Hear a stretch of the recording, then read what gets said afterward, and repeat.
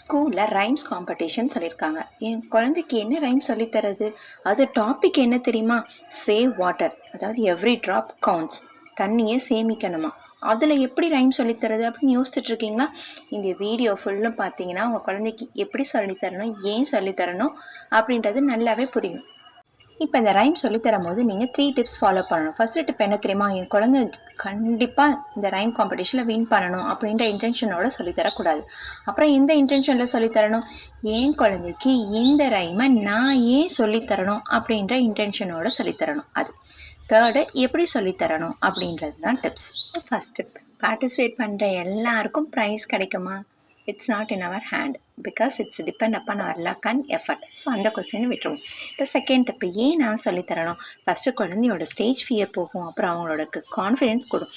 இது எல்லாத்துக்கும் மீறி உங்கள் குழந்தை மொராலிட்டியோட, அதாவது ஒழுக்கம், நல்ல பழக்க வழக்கத்தோடு வளரணும்னா நம்ம குழந்தை எந்த காம்படிஷனில் பார்ட்டிசிபேட் பண்ணுறாங்களோ அதோட நோக்கத்தை நம்ம தெரிஞ்சுக்கிட்டு அதுக்கப்புறம் நம்ம குழந்தைங்களுக்கு புரிய வச்சு சொல்லி தந்தா நிச்சயமாக காம்படிஷனில் மட்டும் இல்லை, அவங்களுடைய வாழ்க்கையிலையும் எப்பவுமே சக்ஸஸ்ஃபுல் பர்சனாக இருப்பாங்க.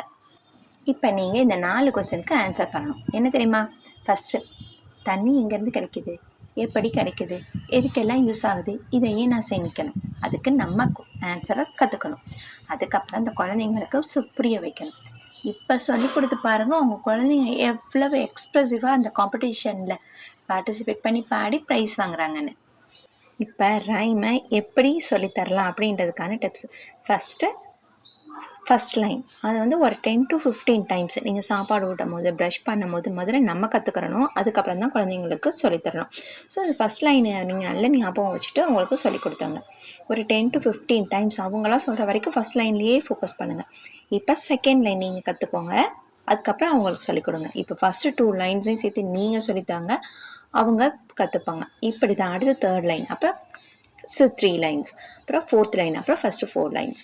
இப்படி சொல்லிக் கொடுத்து பாருங்கள். மினிமம் 2 days, மேக்ஸிமம் 3 days ஈஸியாகவும் ஹாப்பியாகவும் கற்றுப்பாங்க. இப்போ நம்ம ரைம்ஸ் என்னாலும் கற்றுக்கலாம்.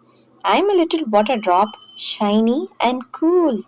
Say me like gold because I'm so precious than it. Second stanza. Without me, living things cannot be, and you can't live, you see. So be a water saver. It's good for you and me. So ஒரு single லைனை teach பண்ணுறதுக்கு நம்ம ஒரு 10 to 15 times, 20 times ஹாப்பியாக சொல்லித்தரணும். இப்படி சொல்லி கொடுத்து பாருங்கள், அவங்க எப்போயுமே லைஃப் லாங்காக சக்ஸஸ்ஃபுல் பர்சனாக ஒரு மொராலிட்டியோடு வளருவாங்க. இதுதான் இந்த காம்படிஷனில் பார்ட்டிசிபேட் பண்ணுறதுக்கான தேவை.